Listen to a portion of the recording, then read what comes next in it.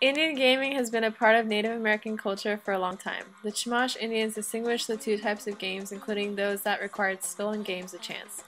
Each village had a special area called Malam Tapupi where games were played. The ground there was made level and smooth and a low wall surrounded the playing area. The hoop and pole game, or payas, was very popular among Chumash boys.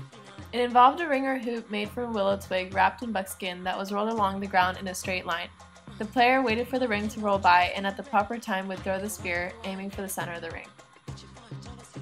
Peon was another game and is still popular among Southern California Indians. It involved two teams of 2 or more players each. Each of the players of one team has one black and one white short stick or bone, which are hidden in their hands. The purpose of the game is to prevent the opponents from guessing which hand the white bone is in. Shinny was one of the most popular team games played by the Chumash, usually during large ceremonial gatherings. The game required a square playing area of about 300 yards on each side.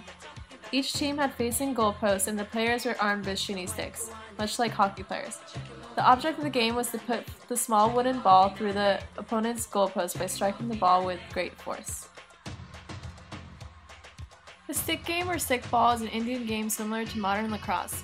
Originally only the strongest men played, but it has changed over time. It can be used to settle disputes. In 1980, the main form of revenue for government-owned Indian reservations was the revenue from casinos. 70% of the Indian population was unemployed, so taxes weren't effective. According to Public Law 280, state laws do not apply to Indians on reservations.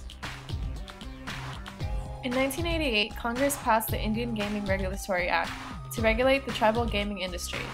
Indian nations have always had the right as sovereign governments to conduct all governmental activities, including gaming. However, most states were opposed to IGRA when it was initially introduced. The U.S. Supreme Court ruled in 1987 that states had no regulatory control over gaming conducted on Indian land. Following that decision, several states, led by Las Vegas gaming interests, reversed their opposition to IGRA and urged its passage as a way to have some control. Congress consented in 1988 and IGRA, after being amended to give states more regulatory control, though compact negotiations became law. Indian gaming is a right of Indian nations derived from sovereignty recognized by the Supreme Court and Congress. It is the only economic developmental tool that has ever worked on reservations.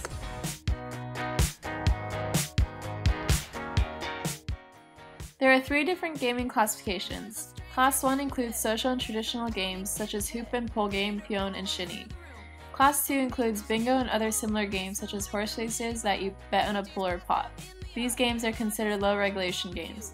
Class 3 are high regulation games, including games such as blackjack, roulette, and poker. In order to have this kind of gaming be legal, a tribe must give the state notice and negotiate terms.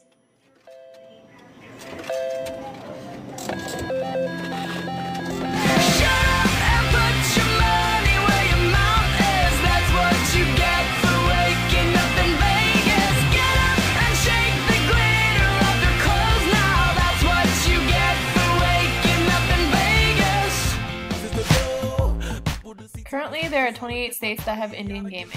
This type of gaming has become incorporated into the lives of many Americans and holds traditions outside of the Indian community.